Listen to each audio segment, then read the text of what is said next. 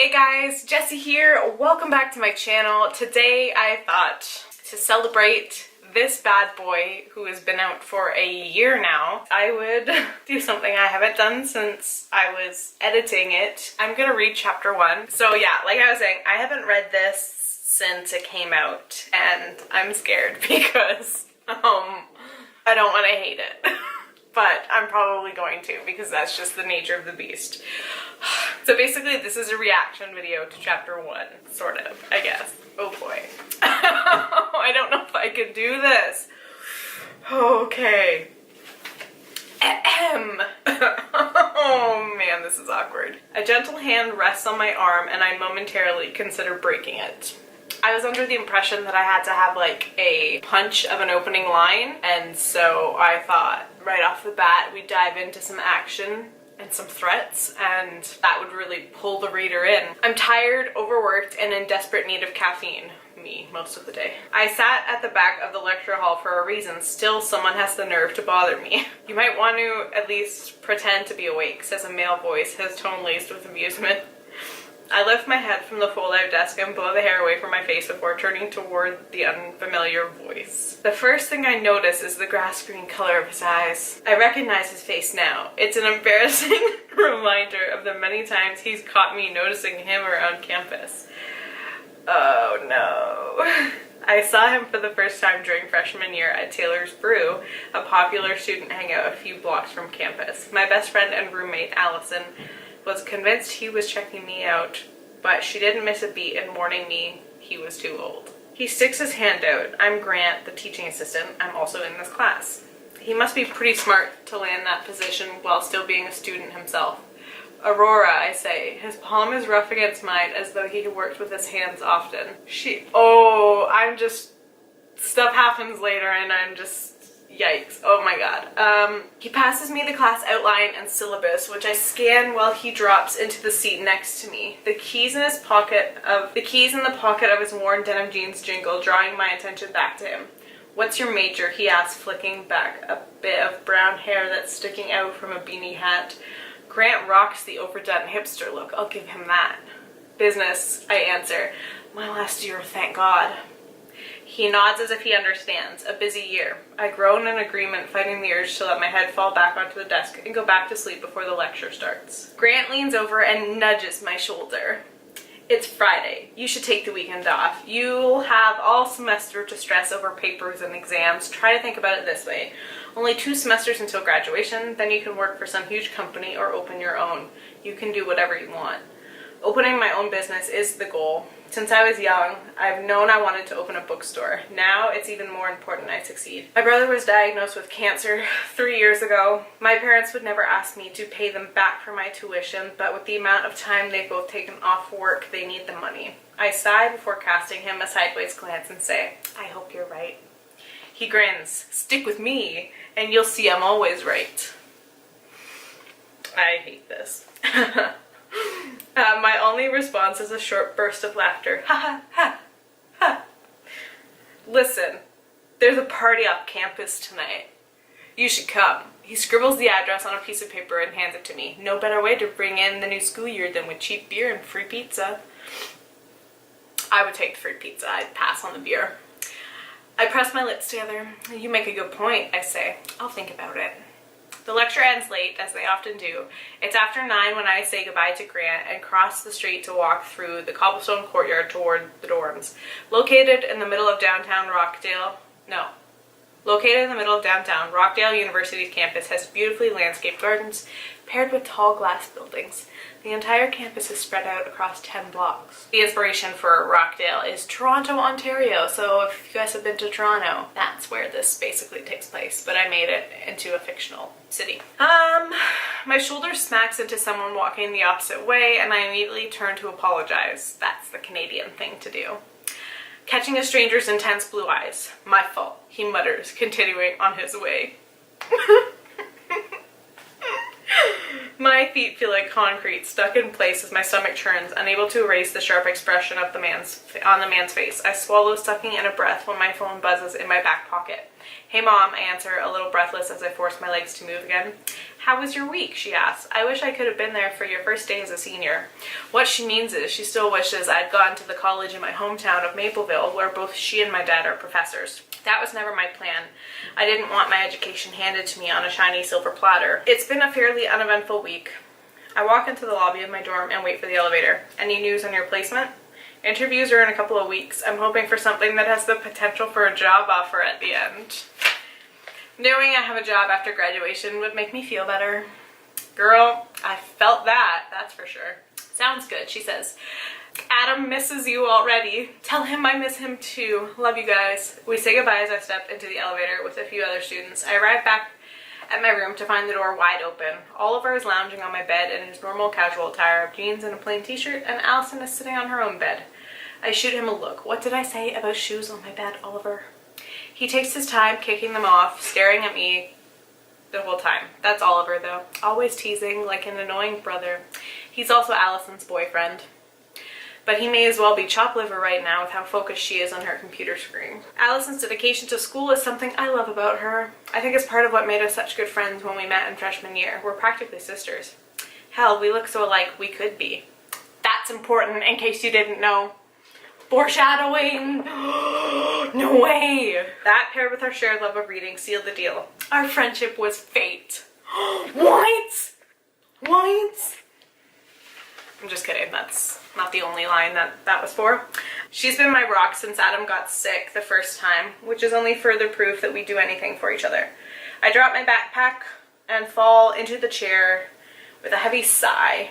Our standard sized room couldn't fit more than 2 beds, 2 dressers, and 2 desks, which is a shame because I'd love to have a bookshelf in here. Did you get homework dumped on you this week too? I ask Allison. She nods without looking up and pushes her wavy blonde hair away from her round face. She must have had an early class this morning because she skipped her makeup routine.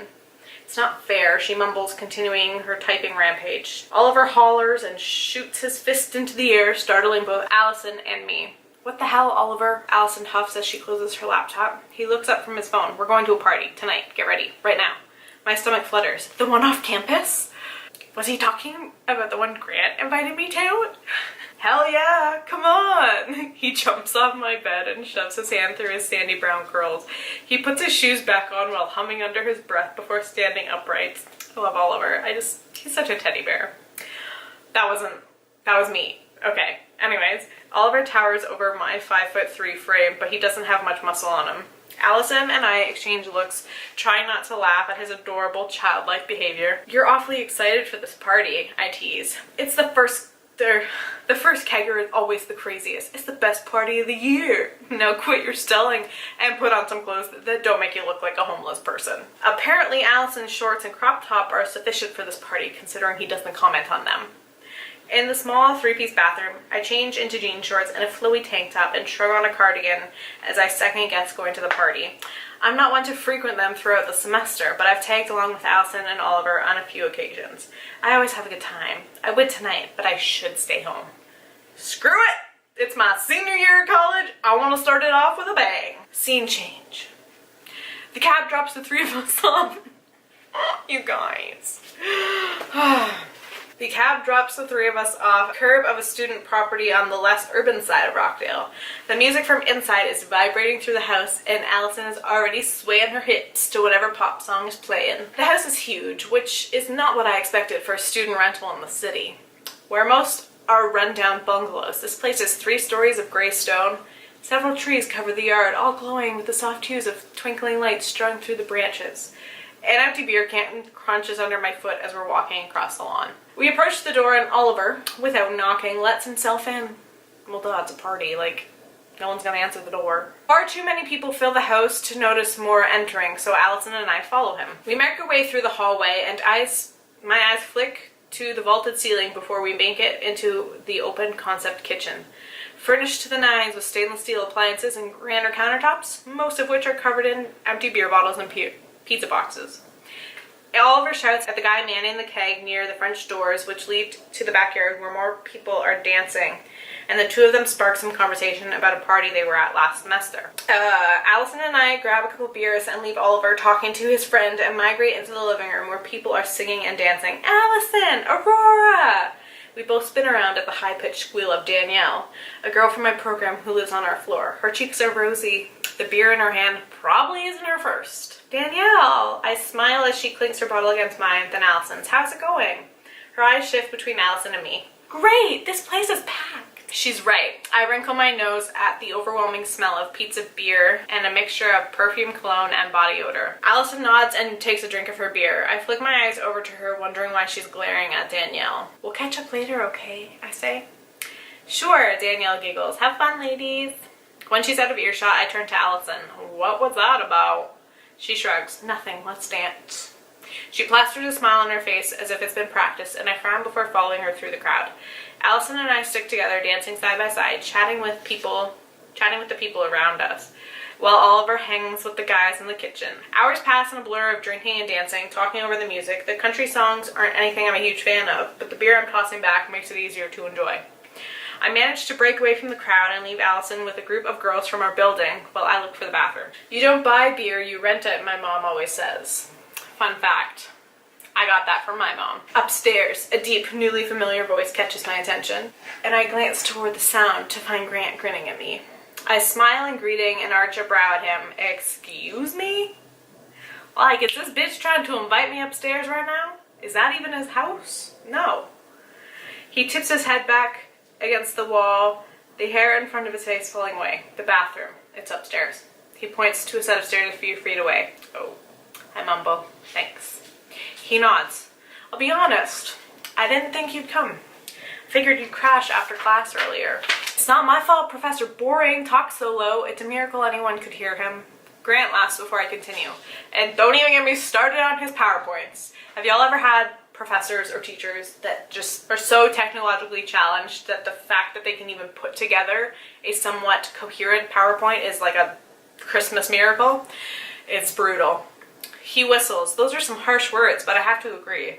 I offered to work on them for him, but the guy wouldn't let me. Being a TA only means so much, I guess. He laughs again. I won't keep you here talking. I'll see you around, Aurora. He touches my shoulder briefly and offers a smile. The butterflies in my stomach give a healthy flutter. Grant's attention is rather nice. My head spins as I jog up the stairs, having to grab the railing a couple times to keep my balance, and almost get lost trying to find the damn bathroom. This house has way too many hallways and doors. That, and I've had a few too many beers, an annoying reminder that I'm a lightweight. Groaning when I round another corner and see the line, I make my way to the back of it and pull out my phone. I scroll through Twitter, my most recent social media addiction, until the line moves and it's my turn. I'm quick and hurry out of the bathroom knowing how many people are still waiting. She's so courteous. Bathroom lines are the worst. Trying to retrace my steps is more difficult than it should be. Turned around, I end up in an empty hallway. The skin on the back of my neck tingles, making me pause. I debate calling Allison or Oliver to come find me when a door opens, sending me stumbling back, clutching my chest as a guy steps into the hallway. My bad, he says, sounding unapologetic. Ah! He runs a hand through his short, dark brown hair, and his gaze holds mine as his eyes narrow. He inhales slowly. Well, it's my lucky night. Looks like I'm gonna be able to wrap this up in a jiffy. Who says jiffy? Max, you freaking weirdo. He tugs on the lapels of his jacket as if to straighten them, and then claps his hands together. My brows inch closer. Do I know you? I'm Max. He smirks, his teeth straight and white. Too perfect. You don't know me, but I know you. I shake my head, sobering up a bit, and peek around the empty hallway. Where the hell is everyone?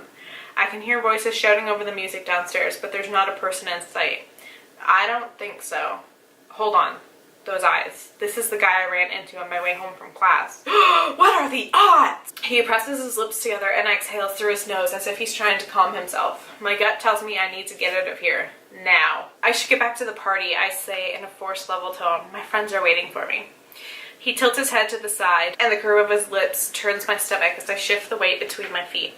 His eyes follow me closely, as if each move I make is intriguing. I take a step back in the same moment he steps forward. What are you doing? My voice cracks as tightness clamps down on my chest. He chuckles. You, he pauses, are in a lot of trouble, Blondie. His hand shoots forward, pressing flat against my chest, and my skin tinkles under my shirt. I should scream. I should slap his hand away and bolt. I should do a lot of things, but everything happens so fast. Black dots swim across my vision, and my ears ring over the pounding of my heart. Then my legs give out, and I collapse onto the hardwood floor. Bum, bum,